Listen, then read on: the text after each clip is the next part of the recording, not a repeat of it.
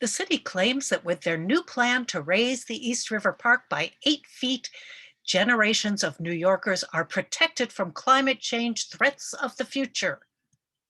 And that once the ESCR project is completed, it will offer 100 years of flood protection. Really? This is what Commissioner Michelle Ardelauz asked at the City Planning Commission meeting. The proposal as outlined, it protects from sea level rise through 2050, or is it beyond 2050? And this is the response from Jamie Torres Springer of the New York City Department of Design and Construction.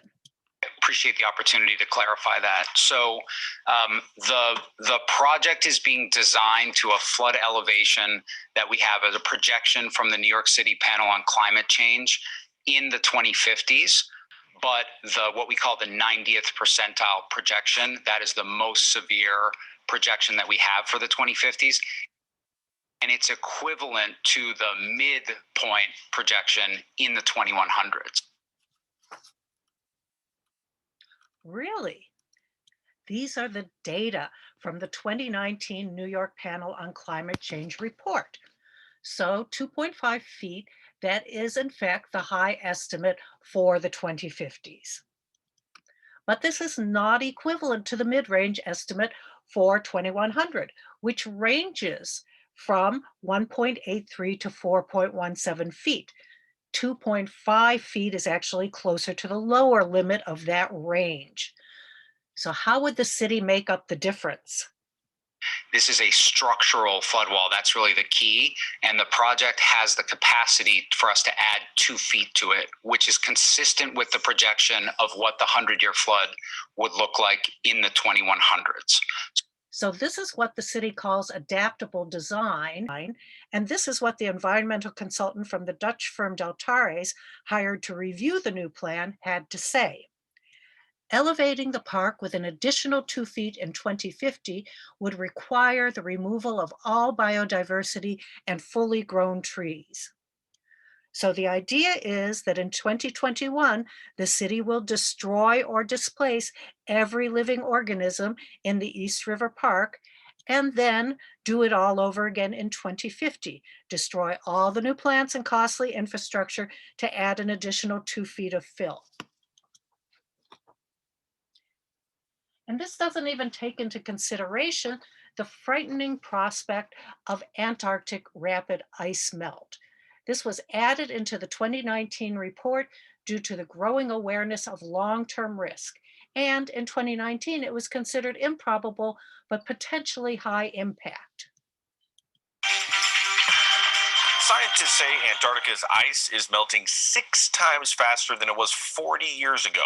Now, according to a new report, the melting of the protective ice sheet could lead to an exponential rise in the sea level, possibly within the next century. Now, the continent currently holds 90% of the world's ice, and if that ice barrier were to melt, it could trigger a cascade of land ice into the ocean.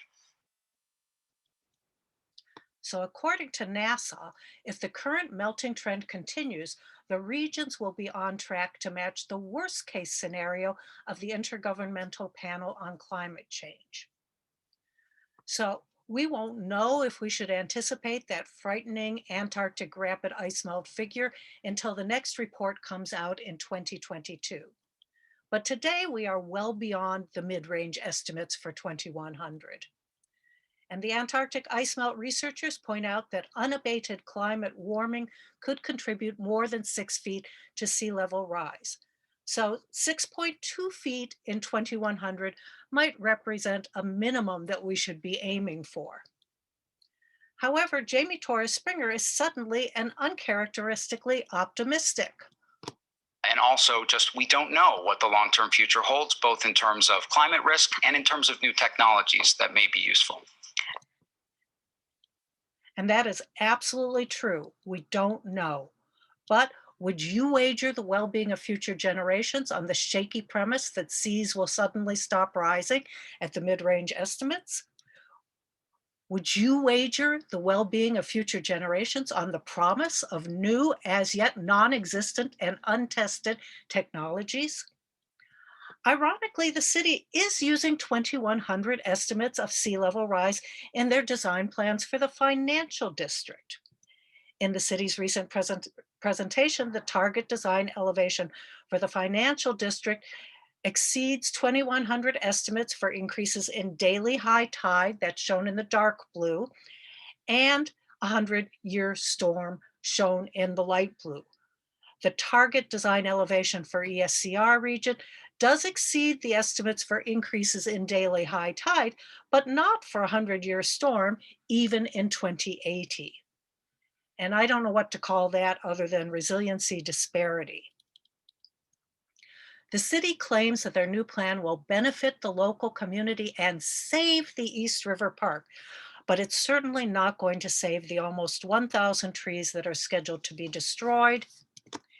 And it's not going to save the hundreds of wildlife species that rely on this park as a place to live, a place to forage, a place to refuel during migration.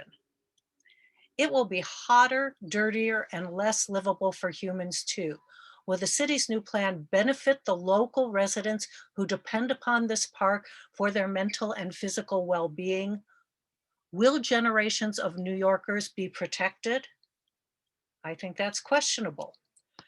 The million-dollar question is, who does benefit from this endless construction, also known as adaptable design? And another question is, what would a better plan look like anyhow? A better plan would prioritize public health over cars and address the root causes of climate change. We might bury the highway instead of the park, elevating the fields, the greenway, containing emissions, and providing adequate flood protection. Or we might shrink the FDR from 6 lanes to 3, providing room to build a flood wall and allocate 2 to 3 lanes to electric buses. Or we might bring back the berm, only taller. The community approved plan was less destructive, half the cost, and more ecologically sound, leaving intact vegetation to act as an absorbent sponge in the case of floods. And then what about the long-term prospects for the East River Park?